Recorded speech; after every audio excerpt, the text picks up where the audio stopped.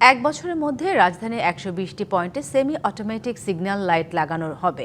DMP media centre ব্রিফিংয়ে এ কথা জানানো হয়। ডিএমপি ট্রাফিক বিভাগের অতিরিক্ত কমিশনার আনিসুর রহমান আরও জানান, রাজধানীর ট্রাফিক ব্যবস্থায় শৃঙ্খলা ফেরাতে কার্যকর ব্যবস্থা নেওয়া হচ্ছে।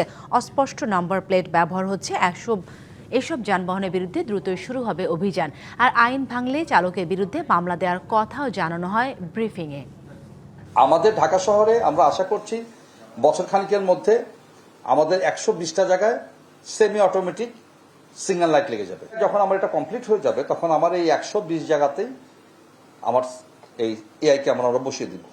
এছাড়াও আমরা চাচ্ছি খুব শীঘ্রই আমাদের স্ট্র্যাটেজিক অন্তত ৫০০টা জায়গায় আমরা এই ক্যামেরাটা বসিয়ে দিব।